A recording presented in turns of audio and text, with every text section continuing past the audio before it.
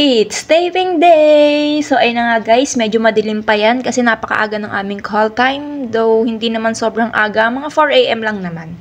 So, itong taping natin ngayon ay medyo kakaiba. Hindi po ito Batang Quiapo any teleserye. For today's video ay kakain muna tayo bago ko sabihin sa inyo.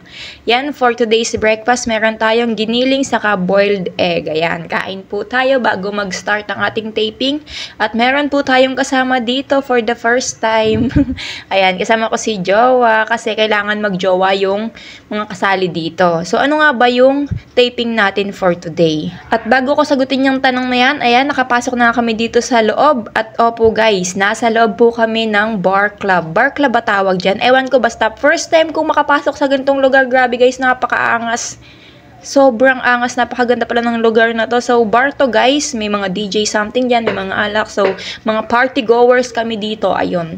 So, itong taping na to guys ay for Viva Max. Yes po, Viva Max, hindi kayo nagkakamali ng rinig. Nagtatalent po ako sa Viva Max. Although, isang beses ko lang tong ginawa at hindi na talaga ito mauulit. So, yung isang supplier namin sa Batang Quiapo ay talagang online niya talaga ay Viva Max. So, tinry lang namin kasi kailangan niya na magjowa at medyo goods naman yung talent fee, kaya ayan, ginrab na namin at sakto linggo nung time na to at wala ding pasok si Jowa, kaya ayan, racket muna kami to the max. Let's go! Para sa ating unang outfit guys, ayan, formal lang yung kay Jowa dyan saka yung sa akin na hindi pala pwede yung suot ko dyan para daw ako magsisimba. My God, sabi ko ano bang susuotin ko? So nakita ko yung mga kasama ko, sabi ko my God, wala akong ganitong susuotin, ano bang gagawin ko? Kasi yung mga dala ko lahat guys, yung long neck, dress na mahaba, may kamay, so bawal yun guys.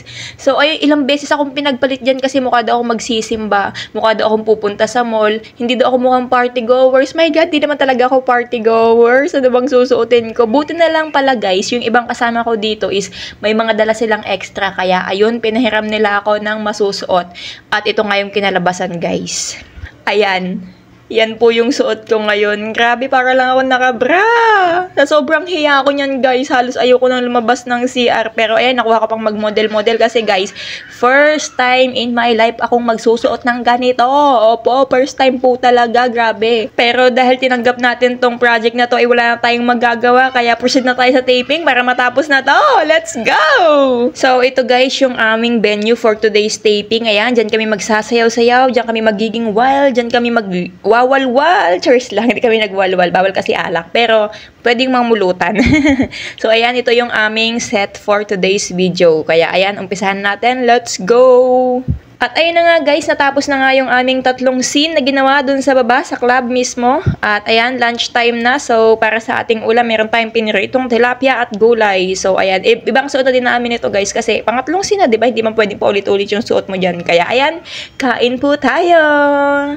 So, di bali guys, ito nga pala yung aming tent or no, ito nga pala yung aming resting area. So, ayan, dito kami magpapahinga. Kasama din namin dyan yung mga artist kasi wala namang tent dito sa loob guys. Di ka pwede magtayo ng tent dito. Kaya, ayan, dito lamang kami sama-sama sa parang lobby. Lobby ba tawag dito? So, ayan guys, kung makikita nyo, sobrang pausok nila. Grabe, parang kaming nasa langit.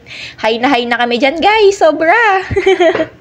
Ay, teka nga pala guys, tinanggap nga pala namin ang project na ito as a party goers. Wala na pong iba. Party goers lang hindi kami dito makikipag-tsuktsakan. Speaking of tsuktsakan, aha! Sa mga batang nanonood dyan, mag-scroll na po kayo kasi hindi para sa inyo ang video na to. Saka nga po pala hindi ko tinake ang video na to para ipakita sa inyo yung naglalampungan na yan. Kinuhanan ko tong video na to kasi andyan si Jowa. Ayun o, nagsasayaw-sayaw sa gilid o.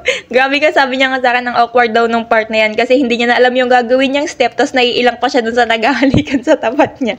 So ako, tawang-tawa ako kasi nga, halata sa kanya na na-awkwardan siya. Bakit? Tignan nyo naman, paulit-ulit na yung step.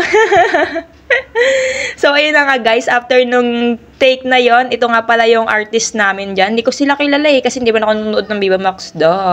So hindi ko talaga sila kilala guys. So itong sina to ay mayroon akong lines dyan. So syempre abangan na lang natin kasi ito yung kauna-unahang manonood ako ng Viva Max. Oo nga, totoo yan nga yun. Hala! Hindi, legit nga guys. Taong Netflix tayo at YouTube lamang. So, hihintayin ko na lamang yung scene, yung ano na to, movie na to, o palabas na to. At yun yung kauna-unahang manood ako ng Viva Max. So, ayun guys, meron na naman tayong panibagong scene. So, ayan, parang tropa kami dito nung isang bida at, ayan, party-party kasi may pa-party siya nung time na yan. So, kami yung apat kami dyan na napili na magtataray sa kanya, something like that. Basta yun, hindi ko na ikukwento, panoodin nyo na lang. So, ayan, habang wala pa yung sila direct, ayan, kuwari party-party muna kami dito. Tapos, ano lang namin yung vibes dito sa kahit duling na kami nung time na yan. Kasi sobrang daming ilaw, sobrang kapal ng usok, kaya talagang yun na lang yung hinihinga namin at yun na lang yung nakikita namin, kaya sobrang sakit na din ng mata namin na yan. So, abot nga pala sa palabas na to, shoot namin to nung December 3, tapos inedit ko ngayong December 15, so hindi natin alam kung kailan ipapalabas to, at ang pamagat nga pala nito ay Bed Spacer. Ayan, yan nga kami as a party goer, so tamang chill-chill lang, sayaw-sayaw lang dyan sa club habang, ayun, nag-shoot. At ito na nga guys, ay pack up na kami nito. Natapos na namin yung last scene. Alas 12 na ng gabi. Grabe. So, ayan. Pagkatapos nga nung aming taping dyan, ay yung may-ari ng bar ay nagpainom naman ng konti. Kaso mukha lang siyang juice, lasang juice lang. Konti lang naman yung konti-konting siya. Tapos may DJ na din nung time na yan. Kaya ayan, konting party-party kami bago kami umuwi. Saka bukas na din tong bar na to nung time na yan at medyo nagpapasok na yung tao. Kaya ayan, sinulit na namin yung pasok namin dito sa loob kasi libre naman. Saka grabe, first time kong maka-experience ng ganito guys. So madami din ako naka-close dito ng mga ko-talents ko. At ayan, kunwari party-party, nood na lang nung nagdi-DJ dyan, hindi ko napaparinig sa inyo yung tunog, pero napakaangas nung beat ng mga music dito sa loob. Tapos ayan, yung iba kong kasama dito ay ayan, sayaw-sayaw na din sila, o yan. So ayun guys, ito na lang natin tatapusin ang video na to at sana ay na-enjoy nyo. Charis lamang. Ayun, ito na lang natin tatapusin at talagang enjoy. Susulitin lang namin yung oras namin dito kasi libre nga. So ayun, see you sa ating next vlog. Bye-bye!